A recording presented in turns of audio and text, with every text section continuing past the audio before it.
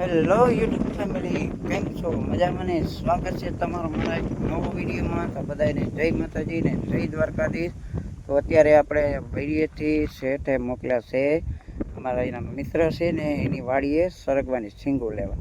તો આપણા ગાડી એમને આપી દીધી છે કે સ્પ્લેન્ડર બાઇક લઈ જાઓ અને તમે એને અમારા હારે રસોઈ બનાવી હોય ને તો સરગવાની સિંગો લઈ જાઓ. તો આપણે જો આ ગાડી લઈને અહીંયા અત્યારે આ ખેતીવાડી વિસ્તાર છે. તો આવું લોકેશન ગામડામાં જોવા મળે, શહેરમાં ન જોવા મળે. તો સુંદર મજાનું લોકેશન છે. અત્યારે હાલમાં એને વરસાદ નથી થયો તો બધા એને ખેતરો બધા એમ કોરા પડ્યા છે, હજી વાવણી કરી નથી તો રાહ જોવે છે. તો હવે આપણે હેઠે મોકલાશે સિંગો લેવા. તો અત્યારે આપણે એને બાઇક લઈને આપણે જવાનું છે. થોડુંક જ દૂર છે, એમ તો 1 કિલોમીટર થાય. ને સામે તમે જો અમારું કસર પ્લાન દેખાતું નથી, ત્યાંથી હું અહીંયા આવ્યો ગાડી લઈને. તો અહીંયા ગાડી આપણી રસ્તામાં ઊભી રાખી દીધી છે ને આપણે છે ને રસ્તે શું કે બ્લોક ચાલુ કરી દીધો છે. તો અહીંયાથી હવે આપણે જવાનું છે.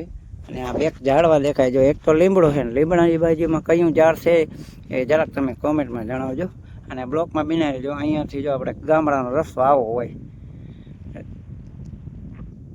હોય ખરાબ રસ્તો હોય, હાઈવે સિટી જેવો રસ્તો ન હોય. અત્યારે હું ખેતરમાં બધા કામ કરે છે, કારણ કે ચોમાસું આવે ને બધા શું આમ હેઠા બધી સાફ કરી નાખે.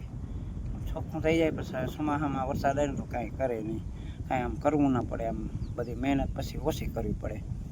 તો અત્યારે જો આ મસ્ત મજાના આપણું લોકેશન છે ને વાદળા ગંગોર છે ને હવે અહીંયાથી આપણે જઈએ સિંગો લેવા. તો હાલો બ્લોકમાં બિનાઈ રહ્યો, ગાડી ચાલુ કરી જવા દઈએ. તો આપણે સિંગો લેવા માટે ને થેલી આગળ સેફ્ટીબલમાં અહીં સ્ટેન્ડ ઉપર રાખી દીધી. હવે હળવે જો આપણે આ ગામડાનો રસ્તો આવો હોય તો 1 કિલોમીટર દૂર થાય છે અને થોડો પવને વધારે છે. તો કંઈક આ નજારો જોવા મળે છે. આવું ગામડામાં, શહેરમાં જોવા ના મળે, ગામડામાં જ મળે. તો આજે મસ્ત મજાનો સારો લોકેશન ને અહીંયાથી આપણે નીકળ્યા છીએ સરગવાની સિંગો લેવા. અને શાકભાજીમાં ઉત્તમ હોય ને તો એક હરગવું સારામાં સારું, કારણ કે હરગવામાં ને વિટામિન સારું હોય છે. અને એક સમાન સિઝન આવે છે કંટોલા થાય, તો કંટોલામાં છે ને વિટામિન સારું હોય છે. અહીંયાથી જો હવે આપણે આગળ નીકળી ગયા ને વાડી હોય ને હવે દૂર નથી, થોડીક જ સેટી છે. તો હવે વાડી આવી ગયા ને વાડી જઈને ડાયરેક્ટ એને તમે હરગવાની ધીરે ધીરે આપણી શું કે ધનુડી ચાલુ કરીને નીકળી ગયા. રસ્તો એ થોડોક ખરાબ, સામે વાડી દેખાય ને જ જવાનું છે. તો મિત્રો આવી ગયા વાડીએ અને આ કંઈક આ નજારો છે વાડીએ.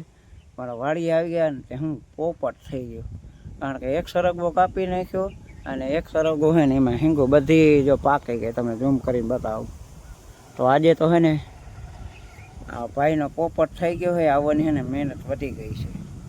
તો લોકેશન તો સારું છે, ખેતીવાડી આ બધી વાવેલું છે. અહીંયા કાળી ભેંસું છે અને એના માટે પીવાનું કુંડી, અને આ બાજુ છે રીંગણી વાવેલી ને આ છે એના માટે લીલું, અને સામે છે ચીકુડીનું. લોકેશન મસ્ત સારું છે. પણ શું કે તમારા ભાઈનું છે ને આજ પોપટ થઈ ગયો. હિંગું તોડવા આવ્યો, હેઠે મોકલ્યા પણ અહીંયા આવ્યું તો હરગો છે ને પાકી ગયો ને બીજો હરગો કાપી નાખ્યો. તો હવે બીજા લોકેશન પર જવાનું થાય, કઈ જગ્યાએ થાય એ કાંઈ ખબર છે નહીં. તો અહીંયાથી હવે નીકળીએ, કારણ કે પોપટ થઈ ગયો ને એટલે થોડુંક બહુ ઓલું થાય છે. પોપટ થઈ ગયો આજે મારે અહીંયા આવવાની મહેનત પડી ગઈ છે. તો હવે લોકેશન બદલાવીને આ હરગો સુકાઈ ગયો છે. તો હવે બીજી તરફ જઈએ. તો ભાઈ પાછા વાડીએથી આવીને પાછા આપણે ત્યાં રૂમે આવી ગયા ને પછી એને ઉતાળામાં એટલી બધી સ્પીડ થઈ ગયો એટલે હરગવાની હિંગું સામે વાડીએથી ઉતારી આવ્યો ને એનું શૂટ કરવાનું પણ યાદ ન રહ્યું. તો વાડીએથી હાવ નજીક જોમાં સામે દેખાય ને ત્યાં એમ કરી બતાવું. આ વાડીએથી હરગવાની હિંગું તોડી આવી, ફટાફટ તોડી આવીને રસોડે આપી દીધી છે. એટલી સ્પીડમાં ગયો ને તોડીને ખાઈ ગઈ ઉતરી હતી. અત્યારે મારો રસોડામાં હરગવાની હિંગું દઈ દે ને પાપવાનું ચાલુ થઈ ગયું ને બનાવવાનું પણ ચાલુ થઈ જાય થોડી વારમાં. તો અત્યારે આપણે જો આપણી ઈમલી એમાં સિઝન વહી ગઈ છે અને અત્યારે આવી છે કે ખજૂરની અને ડ્રેગન ફ્રૂટની. તો આવી અનેક સિઝન આવે તો ખાવાની મજા આવે. અત્યારે આપણે આ લોકેશન ઉપર આવી ગયા, આપણે અહીંયા મેન રહેવાનું છે. જો આપણે અહીંયા દરરોજ સવારે આવીને આજે ગયા જાય કામ કરીએ છીએ. અત્યારે આપણે એને રસોડા માટે સિંગુ તોડી આવી દીધી. તો આ છે એમનો કંઈક આ લોકેશન જો અહીંયા બધું દેખાય.